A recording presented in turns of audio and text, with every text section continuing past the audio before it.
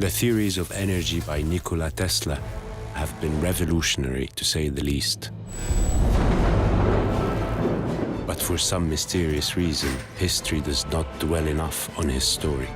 The US government sat on Tesla's entire estate for 10 years. Did they keep any of his papers? I read that some people claim that Tesla saw the Great Pyramid as a power generator. All the pyramids had an explosion, and maybe all at the same time.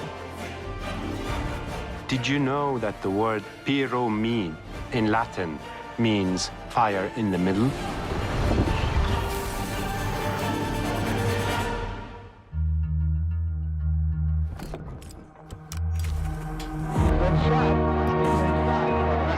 Crashed into one of the towers.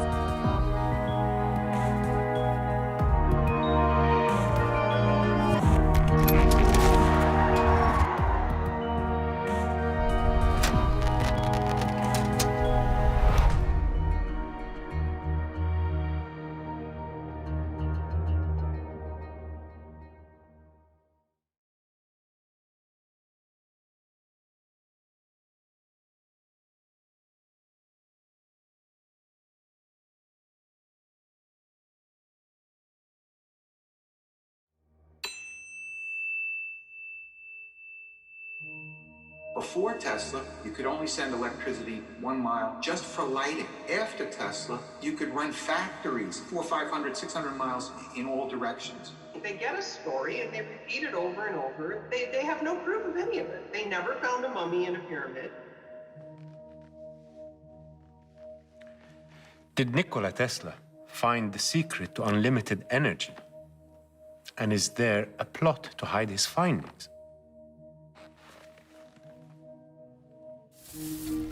Energy, the ultimate power.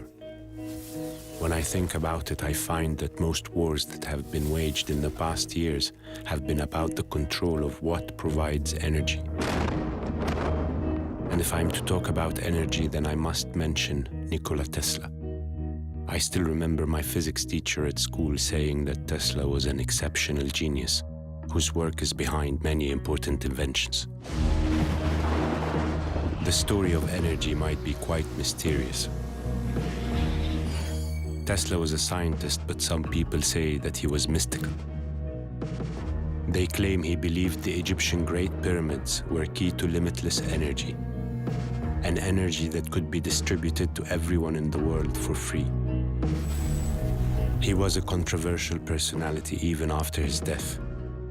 They say that after he died alone in his hotel room in New York, the FBI confiscated all his belongings, taking all his documents with them. And for many years, they say they were classified, and even until now, many people claim there are documents missing. Who was Nikola Tesla? Was he really a genius? What is the difference between him and the famous inventor Thomas Edison? I think the best person to answer this is Dr. Mark Safer, writer and university lecturer, who also authored the book Wizard: The Life and Times of Nikola Tesla. Hi, Mark. Thank you for meeting me. Thank you. The first question I have is, who was Nikola Tesla? Nikola Tesla was born in 1856 in Smiljan, Croatia. He studied at the University of Graz, which was like the MIT of Austria in those days. He was a mathematical genius, and he eventually moved to the United States to work for Tom Edison. Things didn't work out too well, and then he moved out on his own. Can you tell me what was his greatest accomplishments? And I don't think it's just one. I think there's at least 3 major inventions. The first is the induction motor. And what Tesla figured out was how to harness alternating current. Before Tesla, you could only send electricity 1 mile, power dropping off over distance, just for lighting. After Tesla, you could put one hydroelectric power system. He's the inventor of the hydroelectric power system, and you could run factories 400, 500, 600 miles in all directions. He also invented wireless communication. He invented what became the radio and cell phone technology, the ability to multiply frequencies and created an unlimited number of wireless channels. We talk about Hertz waves, but they're not really Hertz waves. They're Tesla waves. All of our computer systems run on the binary code, and he really is the forerunner to all that. So I think those are his three major inventions. That's really big. In your opinion, what makes him different from other inventors like Edison, for example? In general, Edison built better mousetraps. The light bulb existed before Edison perfected the light bulb. Motion picture cameras existed. He built the best one. Tesla himself distinguished from Edison because Tesla said, I discovered new principles. He was able to transmit voice by means of wireless communication. That was a new principle. One of Tesla's most spectacular projects was the Wardenclyffe Tower that was in New York. With it, he wanted to send wireless electricity across the globe. What can you tell me about Tesla's towers? It's a very sad story. In 1898, he was doing big experiments in downtown New York City, and it was scary.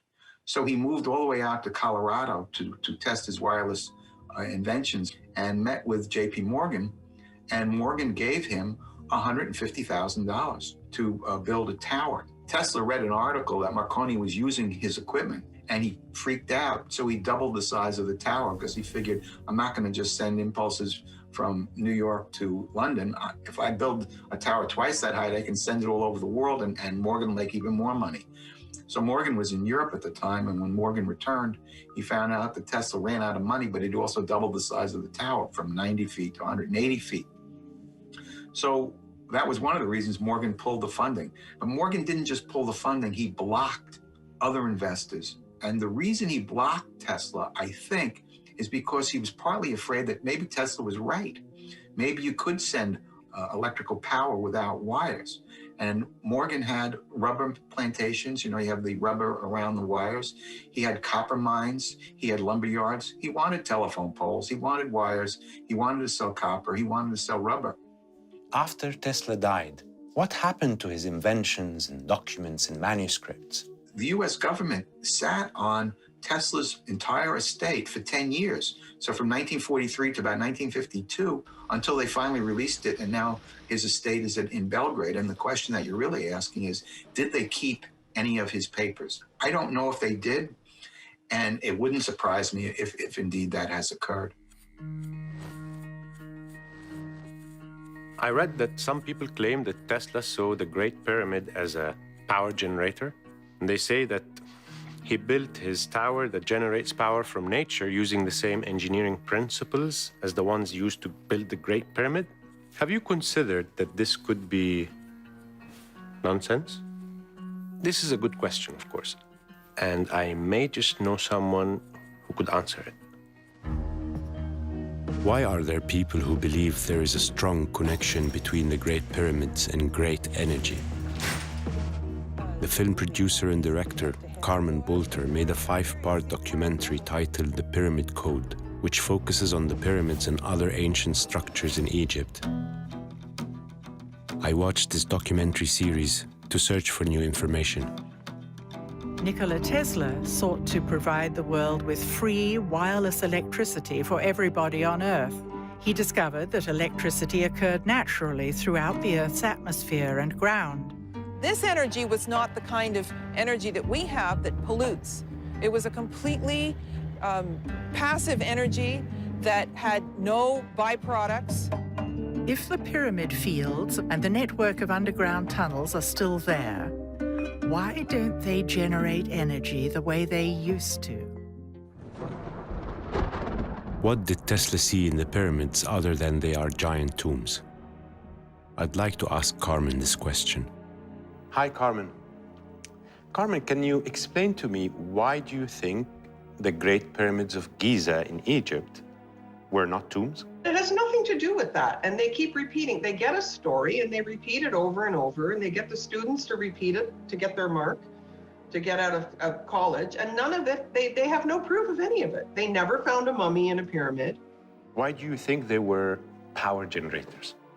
Christopher Dunn has shown how the pyramids could have been used as energy plant. He's written several books, the Giza power plant. He's an engineer. And so his research isn't psychic and, esoteric in any way. It's mechanical. And he's done a very good job of showing how energy could have been collected. And that's what part of the weird chemical marks that you see. All the pyramids had an explosion, and maybe all at the same time. And huge cracks are in these stones that are like 300 tons. So how do you crack through the entire stone without this force? And in the Great Pyramid, in the King's Chamber, there's like a crack in the wall, and the side of the sarcophagus is blown right off. And that's like 4 inches thick of pure granite, which is very hard. So if we went in there with sledgehammers and 100 people, we couldn't break it that way. It's funny that you say that, because did you know that the word pyramid in Latin means fire in the middle? Aha! Did Tesla use ancient Egyptian theories in his work? Is there a similarity between Tesla's towers of wireless energy and the pyramids? Danny Kerr has done a lot of research on the pyramids and energy. He may have some answers. Hi, Danny. How do you think the pyramids generated energy? I went to look at the inside of the Great Pyramid and try and figure out how it worked. And what I realized was there was a gentleman named John Cadman. He's a hydrologist, and he had shown that the Great Pyramid could then be like a pulse generator. He showed how it created water hammer and could pump water. When I first saw his theory, I realized right away that the granite plugs that are in the start of the ascending passages, that those would move. The pyramids had perimeter walls around them, and I didn't know this before. And it's accepted by Egyptologists, and they say it was to keep thieves out. And what he was saying was it was to keep water in. That was really interesting. And so the water level of the pyramid would be above the ascending passage girdle stones. And so the water would have built up above them. The second you start a pulse inside, it pushes water up. And from there, the pressure increase just did work on the King's Chamber. Then once I just started to investigate how a motor would work that like this, with a pressure change inside, came across thermoacoustic engines. Can you now please tell me similarities between Tesla's Wardenclyffe Tower and the Giza pyramids? Apparently Tesla said his Wardenclyffe Tower, he was using a longitudinal wave, or he was outputting a longitudinal electric wave. And technically it's not possible. No one's figured that out. In the pyramids, they're producing loud vibrations that mix to produce longitudinal waves. It's very similar. Also, the pyramids in Egypt and the Wardenclyffe Tower are both built on aquifers.